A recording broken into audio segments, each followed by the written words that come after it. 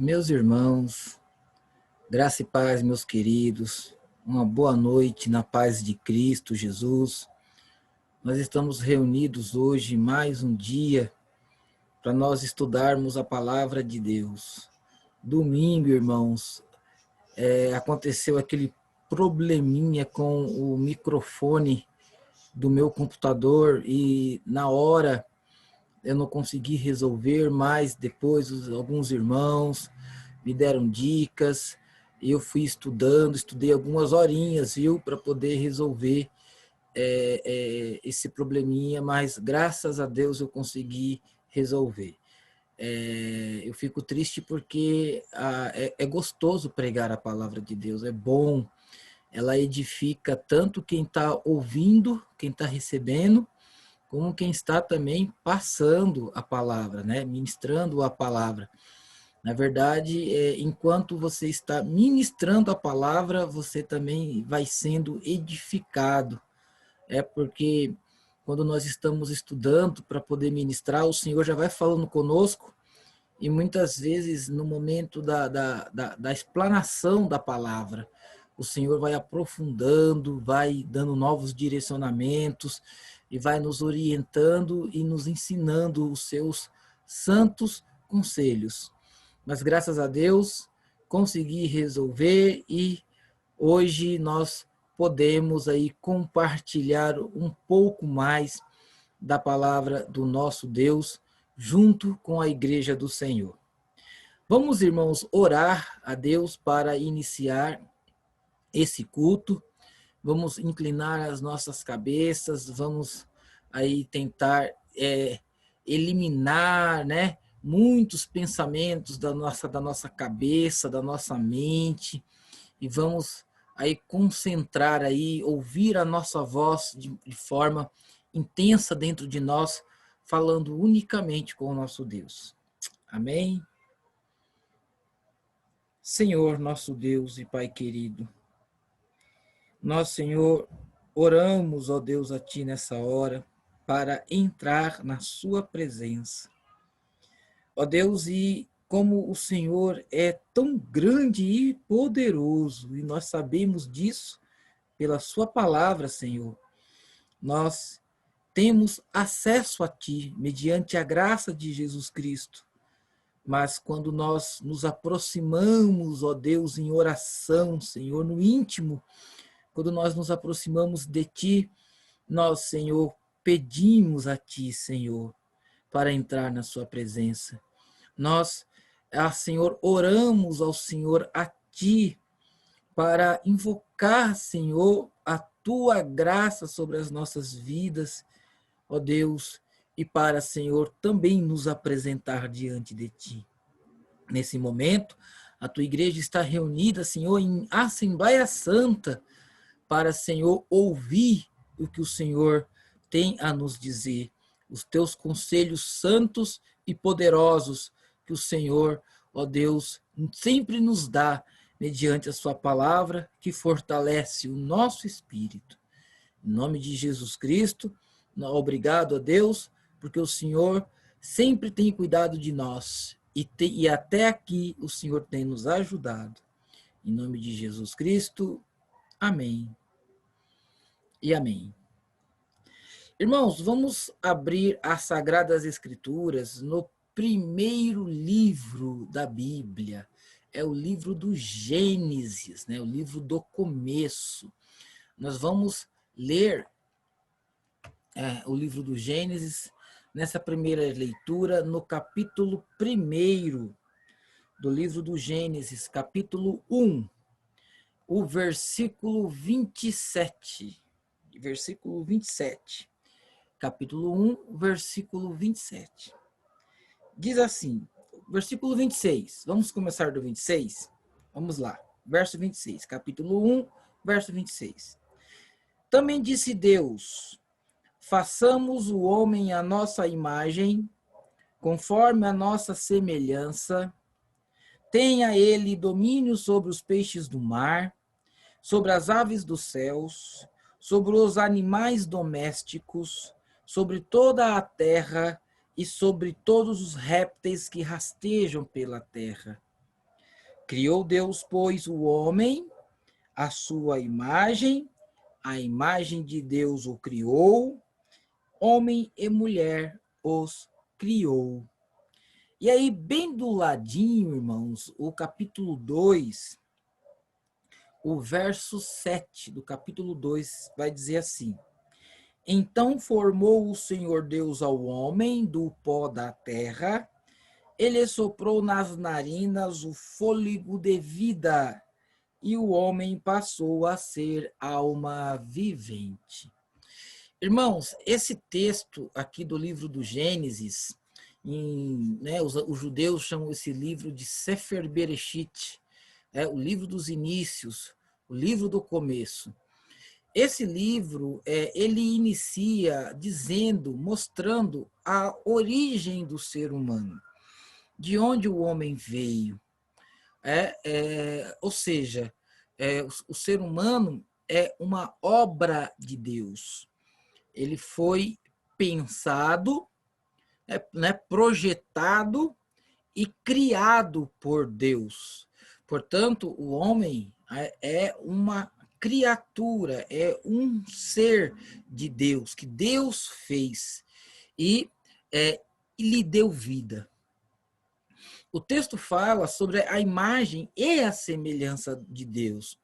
E existe uma discussão entre os teólogos, entre os teóricos, os exegetas, acerca das palavras hebraicas, imagem e semelhança. É bem legal você olhar como eles, né, observam esse texto, e como eles assim fazem as suas discussões.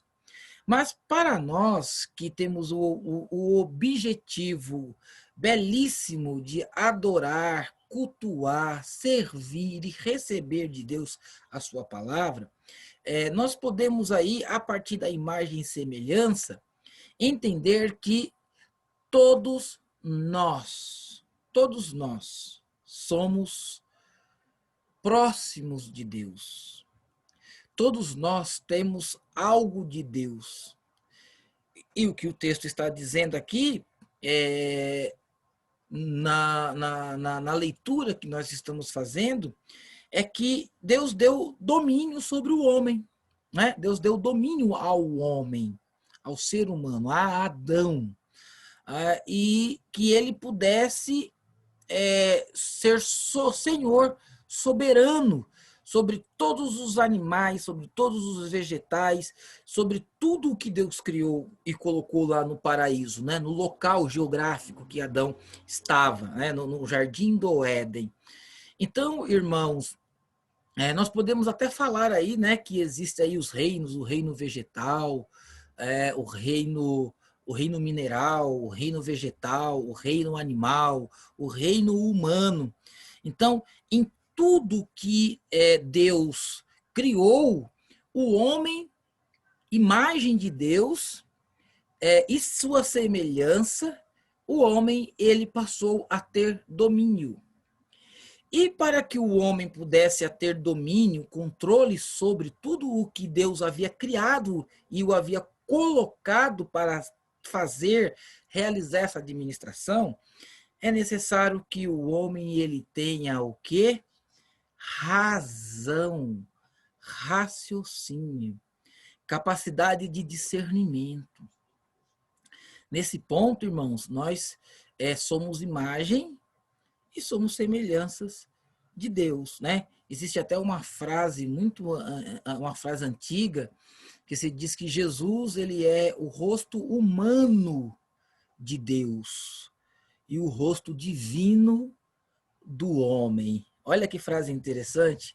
Jesus é o rosto humano de Deus. Através de Jesus nós enxergamos a Deus e ele é o rosto divino do homem. Porque por mais que nós tenhamos toda essa capacidade de pensar, raciocinar, discernir, decidir, controlar, separar, nós temos de Deus essas capacidades de uma maneira tão plena que nos faz organizar as coisas ao nosso redor, que nos proporciona discernir o que é certo ou o que é errado, o que é bom ou o que é ruim. Por mais que nós tenhamos toda essa capacidade que Deus nos deu, porque no capítulo 2 diz o texto que Jesus fez do homem alma vivente, né? Deus soprou sobre o homem, né, o fôlego da vida, e o homem passou então a ser um ser vivente, dotado dessa capacidade inteligente que só ele, só o homem, único entre todos os reinos, é ele o único que possui. Então, o homem também ele pode olhar para o alto, contemplar a graça comum e dizer: há um Deus, existe um Deus. Mas tudo isso foi manchado pelo pecado. E aí Cristo é aquele que vem nos resgatar a imagem e a semelhança de Deus em nós. Não que nós havíamos perdido totalmente, mas com a queda nós ficamos desorientados e aí nós não conseguimos mais olhar e dizer que há um Deus grande, poderoso, Senhor de todas as coisas e que é Senhor da nossa vida e da história. E aí Jesus faz toda essa reconciliação e a partir daí, irmãos, nós podemos ir, né, viajar, ir além e nos assentar aí nas regiões celestes, como diz Paulo, né? Ou seja, ter uma mente pautado na mente de Cristo. Amém, irmãos? Então, eu e você, nós somos muito mais do que pensamos, porque nós temos em Cristo esse resgate da imagem e da semelhança de Deus. Amém, irmãos? Glória a Deus. Nós vamos orar agora, irmãos, porque nós precisamos sempre estar em oração e eu sinto falta aí do clamor das sextas-feiras. Pelo WhatsApp também tá uma bênção, meu irmão, a oração na sexta-feira. Tem edificado muito, mas lá na igreja, né, de joelho, né, era gostoso, né, irmão? A gente dava as mãos no final e ia sentindo a palavra, a presença de Deus. Muitos de nós entrávamos pesados na igreja devido às horas de trabalho durante o dia e saíamos leves, leves com a palavra de Deus e com o choro na hora da oração, né? O clamor, né? O crente também, Deus faz do crente um crente chorão, né? De estar chorando na sua presença. Nós vamos nesta hora, irmãos, orar e vamos pedir perdão pelos nossos pecados, nossas transgressões, reconhecer que, de fato, nós precisamos de Cristo para que nós possamos nos elevar às regiões celestes e buscar aí a mente de nosso Senhor para nós, para nossas vidas. Amém? Vamos orar. Senhor, nosso Deus e nosso Pai, mais uma vez, ó Deus, nós alçamos a nossa voz em oração. E agora, ó Deus, para pedir perdão, ó Deus, a Ti pelos nossos pecados. Reconhecer, Senhor, as nossas falhas, nossas transgressões diárias, Senhor, porque nós somos imperfeitos. Nós estamos, ó Deus, nessa casa de barro, nesse tabernáculo de barro, Senhor, tentando todos os dias nos ajustar, Senhor, a sua palavra, Senhor. Nos ajustar, ó Deus, Senhor, a verdadeira cidadania dos céus. Senhor, mas a nossa natureza, Senhor, ainda, Senhor, precisa de grandes reparos. Senhor, e assim nós vamos caminhando, Senhor, tendo consciência de que nós somos falhos e que nós continuaremos sendo falhos até o dia de nós sermos revestidos, Senhor, pelo corpo celestial, Senhor, e habitarmos na sua região, na região onde não há choro, aonde não há angústia, aonde não há dor, Ah, Senhor, mas aonde só há presença e glória, Senhor. Ah, Deus tremendo, nós ansiamos este dia em que o Senhor nos transformará e nos dará um novo nome, como diz, Senhor, a sua palavra. Ó Deus, cuida de nós, Senhor, e tenha misericórdia das nossas vidas, porque nós somos falhos, dependentes e carentes, Senhor, das tuas misericórdias. Em nome de Jesus, amém. Amém. A declaração de perdão diz assim: 1 João capítulo 2, verso 1 e 2. Se alguém pecar, temos Jesus Cristo, que não tem nenhuma culpa. Ele nos defende diante do Pai, porque é por meio do próprio Jesus Cristo que os nossos pecados são perdoados. Glória a Deus, glória a Jesus. Nossos pecados são perdoados. Nós temos essa certeza de que nós estamos caminhando para o alto e avante, né? Sempre crescendo na presença de nosso Deus, mediante Jesus Cristo. Irmãos, vamos meditar agora um pouco mais na palavra do Senhor. Nós ouvimos e assistimos e presenciamos, estivemos juntos aqui em vários estudos com o nosso pastor Zezinho, em que ele falou sobre as viagens de Paulo, as aventuras de Paulo no Evangelho de Cristo, em suas viagens missionárias. O pastor mostrou os mapas, as regiões que eles passaram, os desafios que eles enfrentaram em cada cidade que eles passaram. E aí, irmãos, como eu dei uma lida na revista, né, estou lendo, na verdade, estou absorvendo o conhecimento que a revista da Escola Dominical dos Adultos está trazendo para nós, e eu peguei uma partezinha ali do título da revista que fala sobre o cristão, o papel e o lugar do cristão em uma sociedade individualista. E como o nosso pastor estava falando sobre as cidades, os lugares que Paulo passou, ali do ponto de vista geográfico, cartográfico do mapa, eu fiquei pensando, né, como era a vida, a sociedade, os hábitos daquelas pessoas em que daqueles lugares, né, das pessoas que viviam naqueles lugares que Paulo passou. Quando se viaja bastante, você acaba encontrando um choque cultural. Daqui para o Nordeste, né, já existem costumes, hábitos diferentes dos nossos aqui da grande cidade, e isso acaba gerando um choque cultural.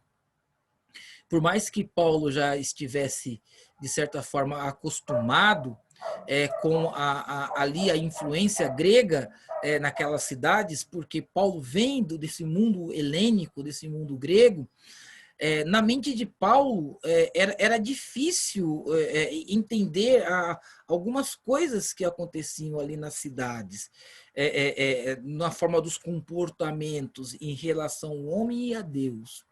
E aí nós vamos ler um texto em Atos dos Apóstolos, capítulo 17, verso 16, o discurso de Paulo em Atenas, na Grécia. Capítulo 17, verso 16 do livro de Atos dos Apóstolos. Vamos ler, queridos. Enquanto Paulo os esperava em Atenas, Paulo estava esperando seus companheiros, né, que estavam na cidade de Bereia. Enquanto Paulo os esperava em Atenas, o seu espírito se revoltava em face da idolatria dominante na cidade. Por isso, ele dissertava na sinagoga entre os judeus e os gentios piedosos, também na praça, todos os dias, entre os que se encontravam ali. E alguns dos filósofos epicureus e estoicos contendiam com ele, havendo quem perguntasse: que quer dizer esse tagarela? E outros: parece pregador de estranhos deuses, pois pregava a Jesus e a ressurreição dos mortos. Então, tomando-o consigo, o levaram ao Areópago, dizendo: poderemos saber que nova doutrina é essa que ensinas? Posto que nos trazes aos ouvidos coisas estranhas, queremos saber que vem a ser isso. Pois todos os de Atenas e os estrangeiros residentes de outra coisa não cuidavam senão de ouvir as últimas notícias. Então Paulo, levantando-se no meio do Areópago, porque era circular, disse: senhores atenienses, em tudo vos vejo acentuadamente religiosos. Porque, passando e observando os objetos do vosso culto, encontrei também um altar no qual está inscrito ao Deus desconhecido. Pois esse que adorais sem conhecer é precisamente aquele que eu vos anuncio. O Deus que fez o mundo e tudo o que nele existe, sendo ele Senhor do céu e da terra, não habita em santuário feitos por mãos humanas. Nem é servidor, nem é servido por mãos humanas, como se de alguma coisa precisasse, pois ele mesmo é quem a todos dá a vida, a respiração e tudo mais. De um só, fez toda a raça humana para habitar sobre toda a face da terra, havendo fixado os tempos previamente estabelecidos e os limites da sua habitação, para buscarem a Deus, se porventura tateando o possam achar, bem que não está longe de cada um de nós. Pois nele vivemos e nos movemos e existimos, como alguns dos vossos poetas têm dito, porque dele também somos geração.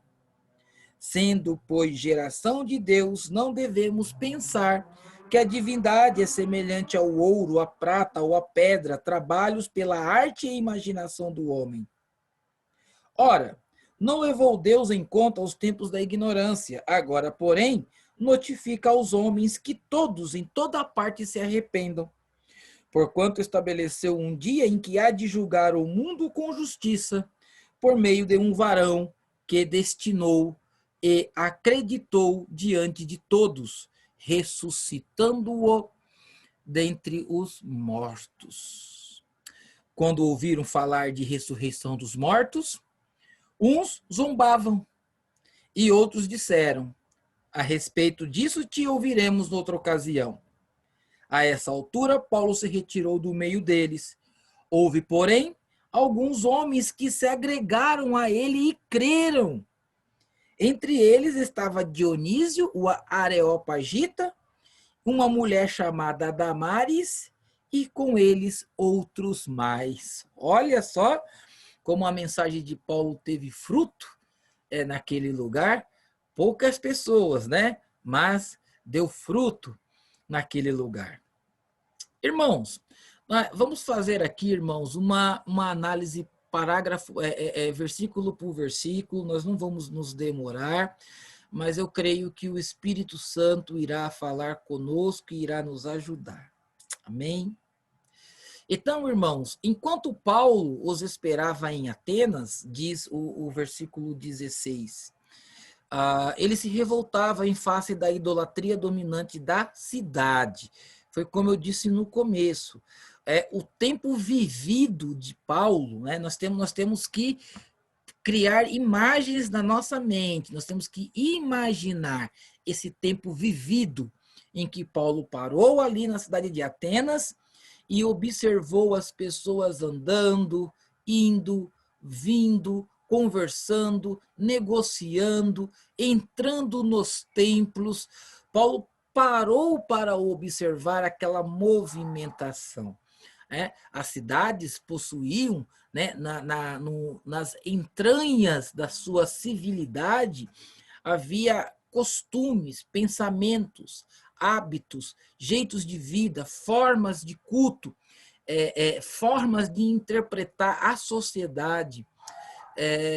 E Paulo, ele parou para observar tudo aquilo ali, assim também como muitas vezes nós paramos para observar, né? Às vezes nós estamos em algum lugar, em alguma fila, aguardando alguma pessoa, e nós paramos para observar, nós pensamos bastante. Então, de acordo com o que Paulo está falando aqui, de acordo com o que a observação de Paulo nos mostra, é que nós podemos exercer a razão que Deus nos deu. Lembra lá da imagem, a imagem e semelhança de Deus? Observar e analisar. É isso. E não vos conformeis com este século, vai dizer lá na carta aos Romanos, mas transformai-vos pela renovação da vossa mente. Então, irmãos, o crente, né, o servo de Deus, que para pensar Deus na sua vida e Deus na sociedade, ele precisa parar e observar. Observar. Seja um observador. Analise, discirna, pense sobre tudo o que está ao seu redor. Não tenha ações precipitadas, mas pare e analise, pare e observe. Eu acredito que Paulo, quando estava ali observando o jeito das pessoas, ali o Senhor já estava dando a ele já a mensagem para poder pregar. E claro, nessa observação, Paulo ele vai em primeiro lugar, ele vai na sinagoga, né? Ali é o seu lugar mais, vamos dizer assim, mais comum, é a sinagoga. E ali Paulo prega sobre Deus, prega sobre a salvação, prega sobre Cristo. Mas pregar ali, irmão, na sinagoga, naquele momento, era mais fácil. Porque até então há como você pegar o Antigo Testamento e ensinar Cristo. Tá? Mas pregar na praça, como Paulo fez, alçar a sua voz e pregar naquele lugar, no lugar como Atenas, naquele contexto, era um pouco mais difícil, era mais complicado. O que aconteceu? Alguns dos filósofos epicureus e estoicos contendiam com ele, havendo quem perguntasse: que quer dizer este tagarela? E outros: parece pregador de estranhos deuses, pois pregava a Jesus e a ressurreição. Esses dois grupos, né, essas duas escolas, né, não eram simplesmente pessoas, indivíduos. O que está por trás dos epicureus, né, cujo fundador é Epicúrio, e dos estoicos, cujo fundador é Zenon, estava duas formas de enxergar a vida a partir do ponto de vista ético. Então, os epicureus acreditavam que o ser humano precisa dar vazão aos prazeres da vida. Só assim ele poderia adquirir conhecimento. Os estoicos eram o oposto, você tinha que negar toda forma de prazer da vida, todas as boas sensações, tudo para poder você viver uma vida recolhida, contemplativa, para que você tenha a capacidade de discernir as coisas. Extremo, irmão, dois extremos. Ou se dá vazão aos prazeres, ou você os negue totalmente. Então, eram pessoas extremas, pensamentos extremos que essas pessoas possuíam. E foram justamente esses dois grupos aí que ouviram Paulo e o questionaram. Na vida, você e eu, nós, vamos enfrentar alguns dilemas. Um deles é no que ou em quem acreditar. Em quem ou no que acreditar? Quem que está correto em sua análise de mundo? Qual ideologia seguir? Qual seria a melhor escola ética de filosofia? E hoje, irmãos, nos dias atuais, com toda a tecnologia, com todo esse alcance aí que a tecnologia proporcionou aí, eliminando as barreiras geográficas, as fronteiras, os limites com a informação. Então, e principalmente em tempos de eleição, onde começa-se a usar os meios de comunicação, as mídias sociais, para se difundir ideias.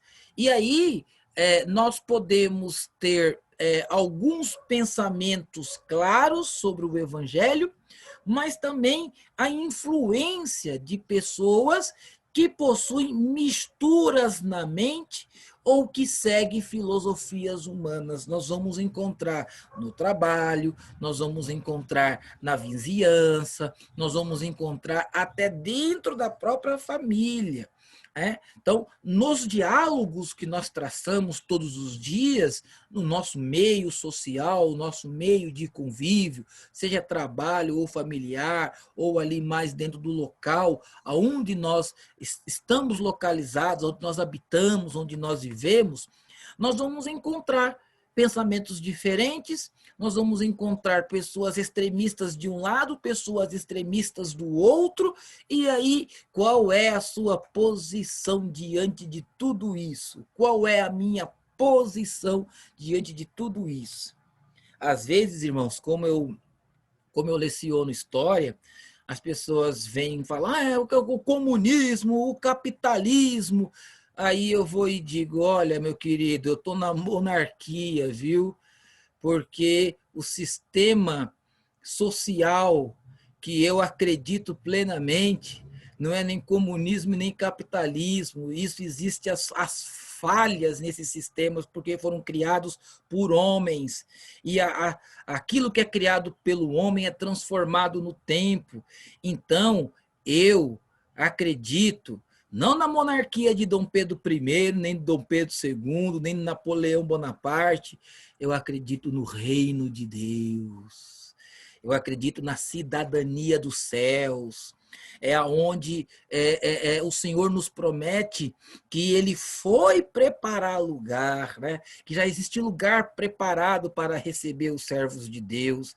No lugar, uma sociedade de salvos, aonde não há dor, aonde não há tristeza, aonde não há sofrimento, aonde não há doenças, enfermidades, envelhecimento, ou seja, aonde o Senhor é o nosso rei, Meler de Meler, rei dos reis e senhor dos senhores, aonde não irá ser necessário nem mesmo a luz do sol, porque o brilho que sai do trono de Deus, aleluia, ilumina todo o seu reino. Oh, glória a Jesus. Então, irmãos, não adianta ficar discutindo direita, esquerda, filosofia aquilo, filosofia assim, sistemas de governo. Não adianta, irmão. Tudo isso está dentro da lógica dos homens. Nós, porém, vivemos neste mundo, trabalhamos e respeitamos as normas, princípios, legislações, decretos, mas o nosso sonho não está aqui. O nosso sonho está no reino de Deus. E aí, quando eu falo assim, as pessoas dizem, lá vem o maluco. Pois é, irmãos. Pois é. Mas a loucura da cruz, como diz Paulo, nos traz uma sensação de prazer, gozo e paz, que começa aqui e nos leva até a vida eterna, através dos rios de água viva, que flui em nós, pela presença do nosso Deus. Então, qual é o conselho? Cuidado que ninguém vos venha enredar, né? É a palavra grega sulagogon, que é escravizar. Cuidado que ninguém vos escravize com sua filosofia e vãs sutilezas, conforme a tradição dos homens, os rudimentos do mundo, e não segundo a Cristo. Colossenses capítulo 2, verso 8.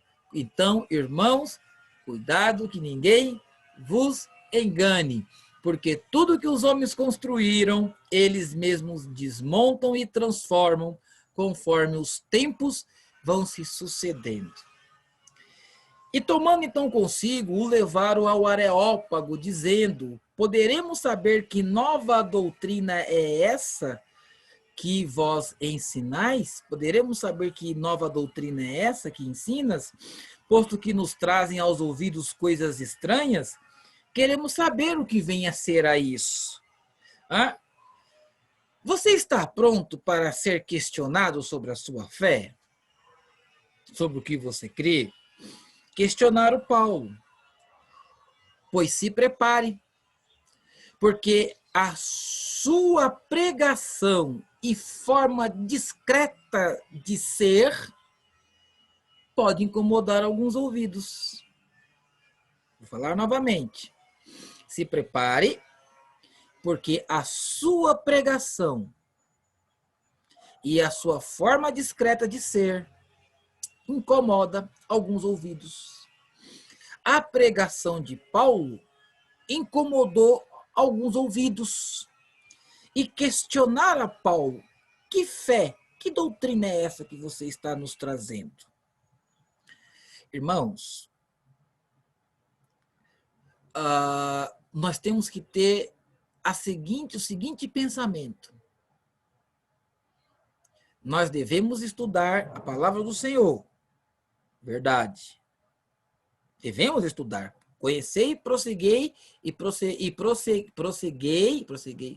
Conheceis e prossegueis conhecendo ao Senhor. Prossiga conhecendo a Deus. Mas se você lê a palavra, estuda a palavra, busca de Deus, ora,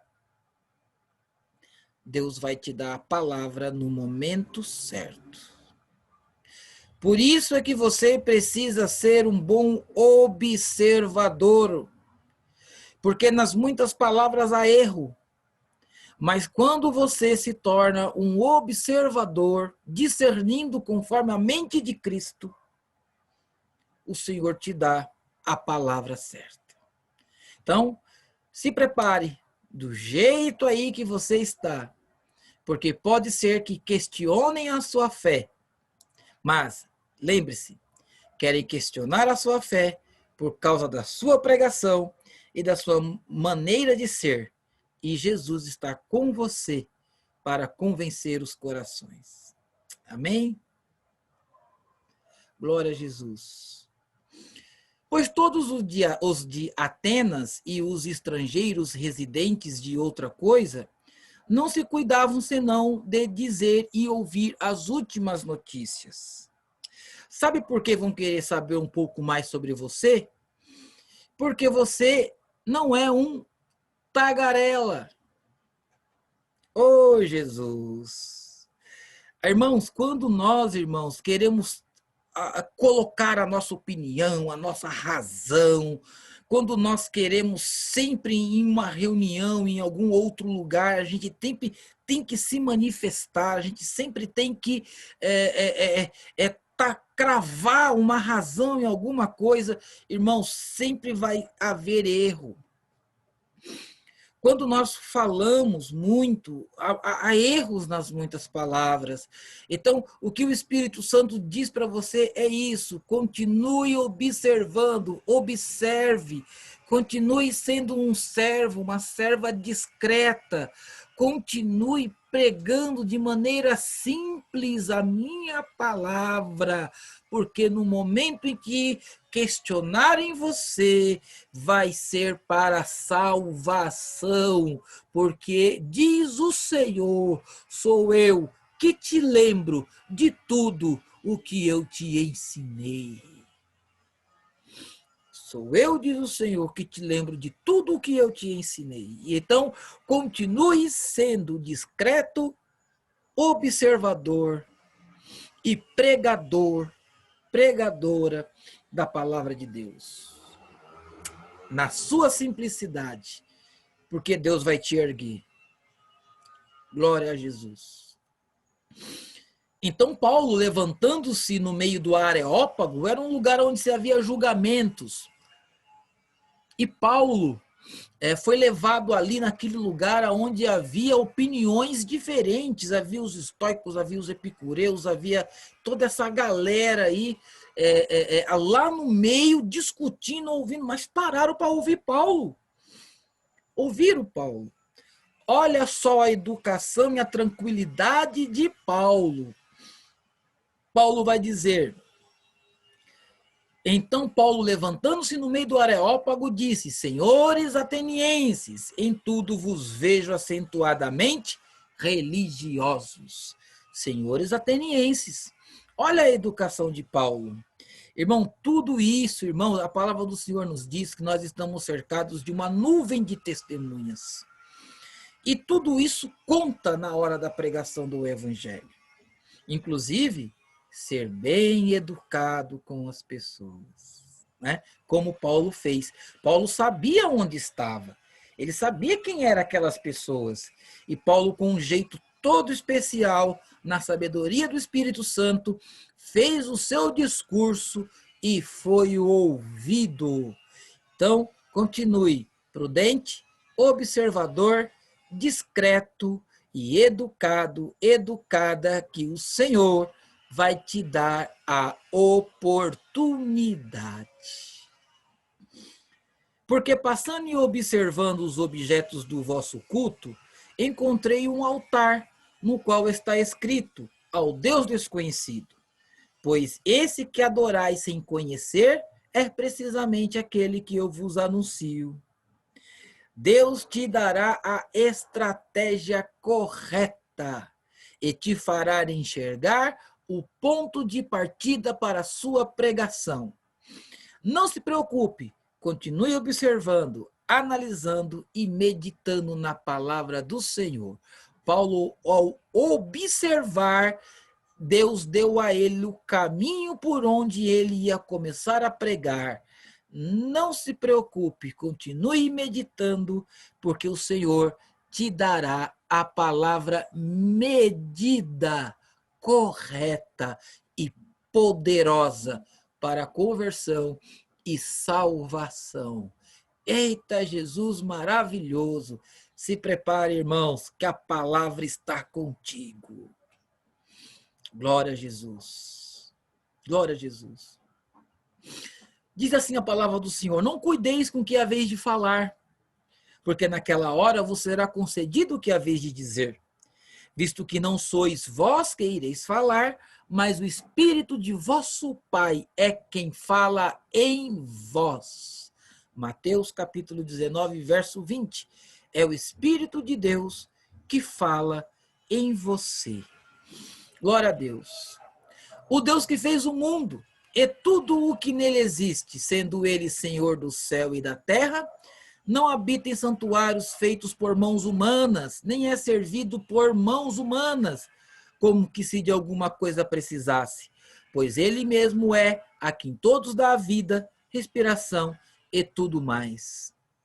Percebeu aí, irmãos, o contraste inicial que Paulo empreendeu na introdução de sua exposição? Os gregos eram politeístas, havia diversos templos e deuses pelas cidades, né? Corinto é um exemplo disso. Paulo diz que entra lá em Corinto, está no meio deles com temor e tremor. Então, em Atenas, não foge a regra. E aí, a pregação de Paulo, ela vamos dizer assim, do ponto de vista daqueles homens que estavam ali, filosófica, mas a verdade, ela está contida ali, ela está implícita no discurso de Paulo. Então, Paulo, ele prega brilhantemente e ele, mesmo entrando em contraste com aquilo que aqueles povos viviam, mas eles ouviram atentamente, porque Paulo não agrediu, não atacou. Paulo não fez isso. Paulo fez uma exposição da sua alma e do seu coração e que houve fruto. Então, irmãos, nada, irmãos, de tentar querer ganhar a força. É o Espírito Santo que faz a obra. A palavra de Deus sempre entrará em contraste com as opiniões e filosofias dos homens. Existem pessoas que querem fazer um puxadinho no intelecto para poder fazer repousar ali as suas concepções. Mas você e eu, fique firme no ensino das Escrituras. Tu, pois, meu filho, fortifica-te na graça que está em Cristo Jesus. Segunda carta a Timóteo, capítulo 2, verso 1. Irmão, não tem esse negócio de puxadinho para poder tentar colocar, guardar ali uma mentalidade, um pensamento, uma ideia, uma filosofia, uma ideologia que venha tentar a dizer meias verdades, como o inimigo fez lá no começo com Adão. A palavra de Deus, ela é uma e ela não pode mudar, ok? Então, nós devemos nos manter firmes naquilo que o Senhor tem nos ensinado.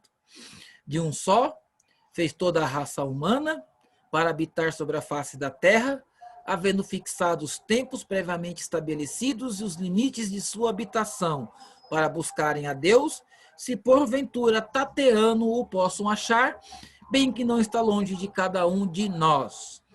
Não se prolongue muito e não seja prolixo.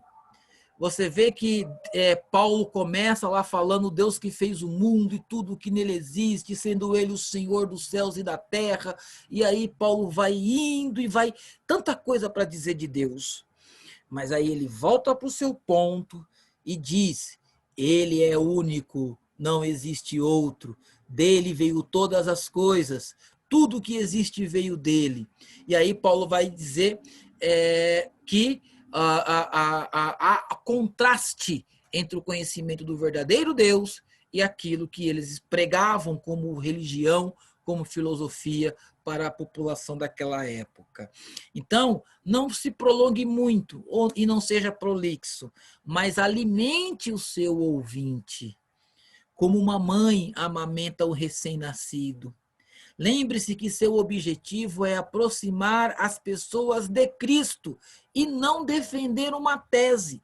Portanto, seja sábio e o Eterno irá te honrar.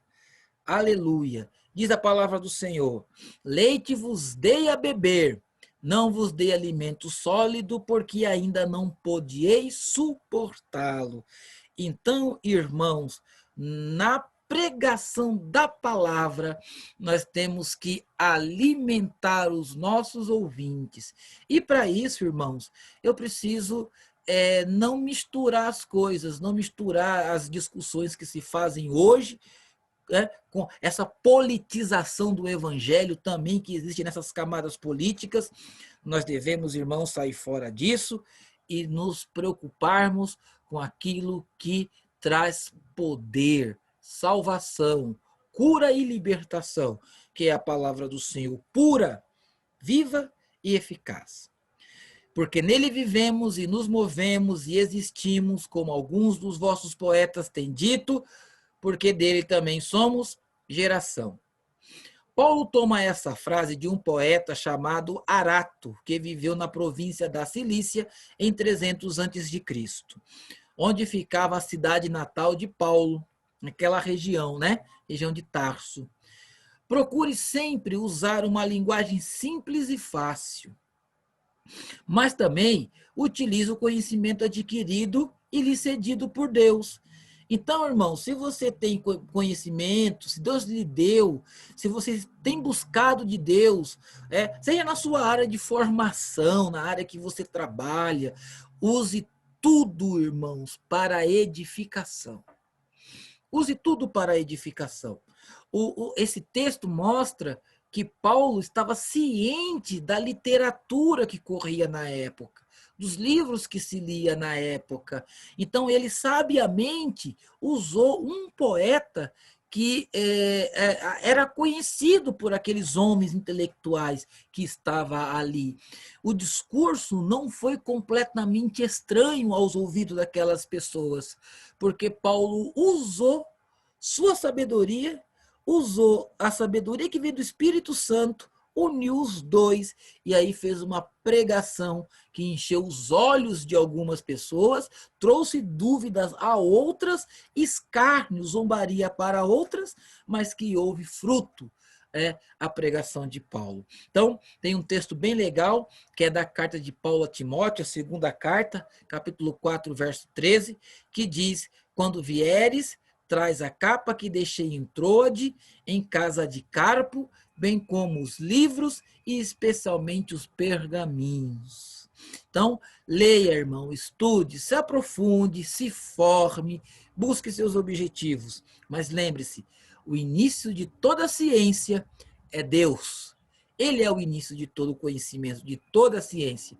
E tudo o que o Senhor nos tem proporcionado, nós podemos utilizar para pregar o Evangelho de maneira simples, sábia e poderosa. Amém, irmãos? Eu não vou me prolongar, porque eu nem estava olhando no horário aqui, não sei quanto tempo deu, mas eu acredito que o Espírito Santo tenha falado conosco neste dia, irmãos, e que eu aprendi bastante com a palavra que o Senhor me deu. E eu acredito que o Senhor também tem tocado aí nos irmãos e tem nos instruído nesta noite. Tá bom, irmãos? Vamos orar pelos pedidos de oração. Eu leio os pedidos de oração no grupo da igreja, apresento eles a Deus. Então, vamos, irmãos, agora apresentar cada um dos pedidos que nós fazemos no grupo da igreja. Amém? Senhor, nosso Deus e nosso Pai, nós, Senhor, oramos nesta hora e buscamos, ó Deus, a tua presença neste momento para interceder pelo teu povo, Senhor. Aleluia. Vai, Senhor, visitando os teus servos, ó Deus. Ó Pai amado, Deus curando as enfermidades, as doenças, Senhor. Ajudando, ó Pai, aquelas famílias que estão enlutadas, ó Deus. Dando conforto, Senhor, na alma, Senhor. Ó Espírito de Deus, visita o teu povo, Senhor. Visita aqueles que estão fracos na fé. Visita aqueles, ó Deus, que não têm mais força para buscar, Senhor, a tua presença. Senhor, visita aqueles que estão confusos, Senhor, na mente, Senhor. Ó Espírito Santo, nós somos o vaso e tu és o oleiro.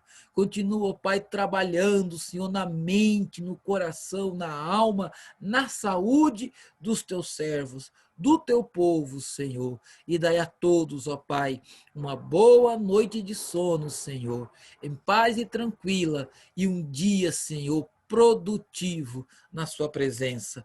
Cuida, Senhor, dos teus servos, ó Pai, e guarda todos, cada um, debaixo do teu sangue e das tuas poderosas mãos, em nome de Jesus. Amém. Irmãos, sejam abençoados nesta noite e recolha aí os conselhos de Deus para nós hoje. Amém? Graça e paz, meus queridos. Até a próxima aula e ensinamento do Senhor. Paz.